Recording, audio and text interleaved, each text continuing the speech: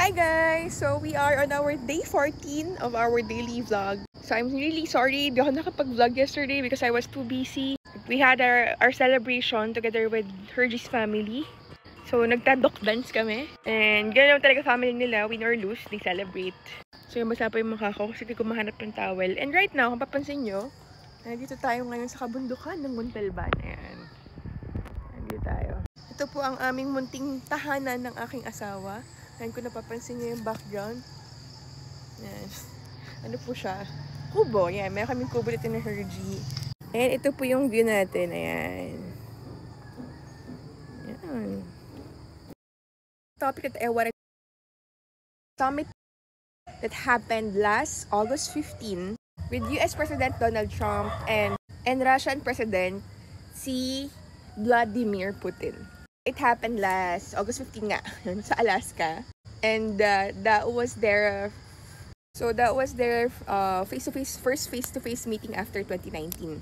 So based from the news na nakalap natin, wala naman daw malinaw na pag-uusap kung magkakaroon ba ng ceasefire, wala rin mga questioning during the press con. So ang sabi ni Trump, very productive daw ang kanilang naging meeting, pero it seems wala naman talagang clear na nangyari. So wala pa naman talagang parang napag-usapan ng mga peace processes. So basically, wala lang.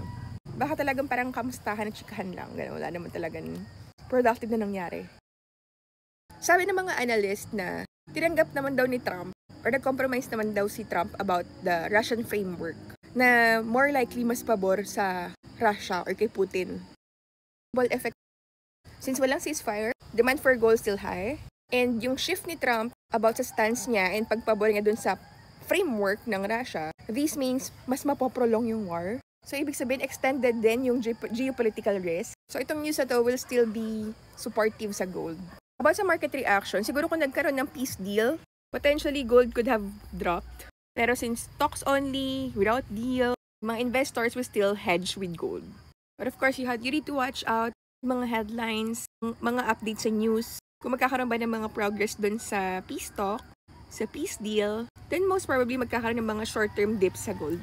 And guys, nag-sunrise na, nakakatuwa. I know. Ang sarap! Ang sarap ng sunrise! Sarap ng araw. Ang sarap ng get to experience, no? Alam mo yun, Monday na Monday, you're not worried about your work. Alam mo yun, pagalitan ka, ba't di ka papasok, diba? Ang sarap na may time freedom ka, na you have the option, the choice to do whatever you like in life. Hindi ito sa pagiging tamad eh. This is life. The life that we have forgotten. Na ito yung end goal eh.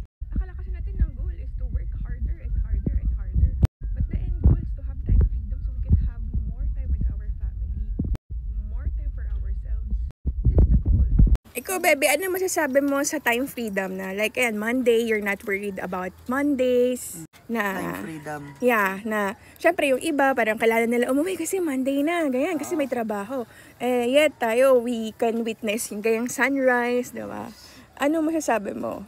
Sa akin, una sa lahat, syempre, grateful ako kung ano yung meron ako ngayon. So, para sa akin, iba pa rin talaga pag hawak mo yung oras mo. Yung nagagawa mo yung gumising ka ng umaga na wala kang pinoproblema. Alam mo yun, yung kung ihalin tulad mo yung sarili mo sa iba na kailangan nilang maagang magising kasi mabiyahe pa sila. Tas traffic pa, kasi Monday. Kasi Monday. Yung iba talagang, alam mo yun, parang nasilihan na yung puwet. Diba? Parang, shit, Monday na naman. Alam mo yun, parang, ayan, parang bilis ng araw. Parang hindi ko man lang nagawa yung gusto kong gawin. Parang bilis-bilis. Samantalang pag nasa trabaho, ang tagal-tagal ng oras. Kaya,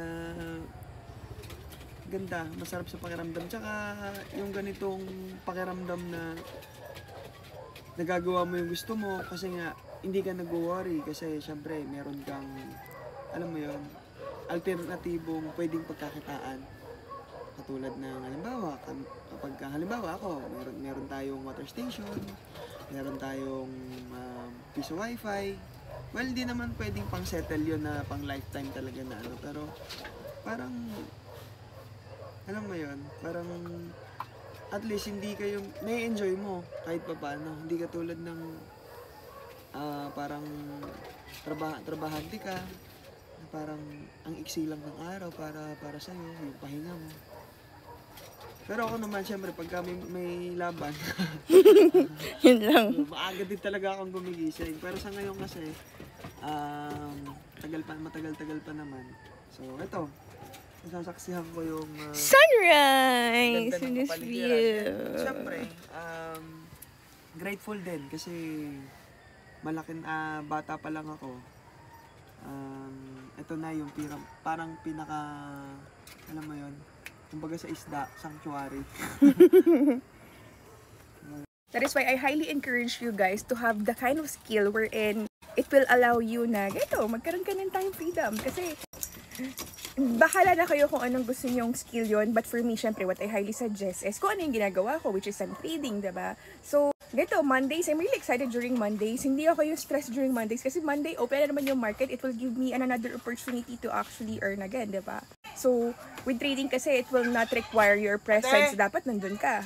Wala kang boss dito. Hindi mo kailangan makipag-chismisan sa mga co-office mate mo, yung mga issues sa office nyo. Basta maghanap ka ng setup mo. And then, yung target goal mo, yung daily plan mo, kung mayroon kang target na kumita ng $50 or $100 for a day, basta commensurate yung capital mo dun sa target goal mo, then go. Basta naaral mo, naintindihan mo, hindi basta-basta pumasok sa market, hindi mo sinugal yung pera mo, then definitely this will give you a sustainable income, a sustainable lifetime income, diba? So I hope na give yourself a shot, diba? A shot to really learn an additional skill for yourself na if you're tired with your life right now, na paulit-ulit ka na lang sa sitwasyon na pagod ka sa trabaho mo, maybe it's time for you to discover a new skill na kaya mo naman pala. Akala mo mahirap, akala mo hindi mo kaya kasi mahina ka sa math. Alam mo yun, dahil mong mga limiting belief sa sarili mo. Maybe you really just have to give a shot for yourself and understand na kaya naman pala, naintindihan naman pala. Kung nagagawa ng ibang tao, ibig sabihin kaya ko rin, diba?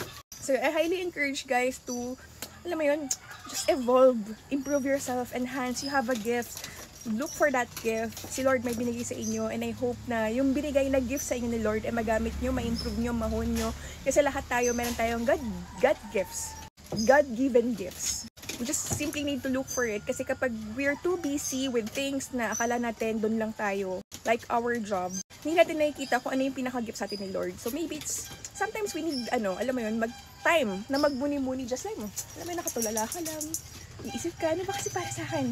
Kasi wala ka ng time magmuni-muni eh. Sometimes yung pagmumuni-muni or sometimes yung wala, hindi ka busy, mas nagiging productive pa yun kasi mas nahanap mo yung sarili mo, diba? So, yun naman guys. And, babalik na kami ng Manila kasi today we will be having our town hall together with my team sa Legendary. So, we will have our Legendary 2.0. So, meron tayong mga ginawang re-org. Nagkaroon tayo ng mga re-org, nagkaroon tayo ng mga new trainings for the coaches, meron tayong mga incentives, syempre, meron tayong mga awarding, and nakaka-excite kasi ito, this time, syempre, mid-year na ng Legendary. So far, naka 6 months na tayo, and I'm really happy na we've been very, very productive, and talaga napakaganda na naging resulta na LTA kahit na, alam mo yun, kalahating taon pa lang tayo, and sobrang thankful ako sa lahat ng mga sumuporta sa Legendary, and I hope one of these days ay makasama namin kayo and maging student ng LTA kasi talagang meron kami talagang heart and commitment to really help our fellow Filipinos na mag-grow sa kanilang trading skills. So yun lang guys, pabalik na ako and good morning and good luck sa mga trades nyo this morning. Ayun na nagsasampay ng aking asawa.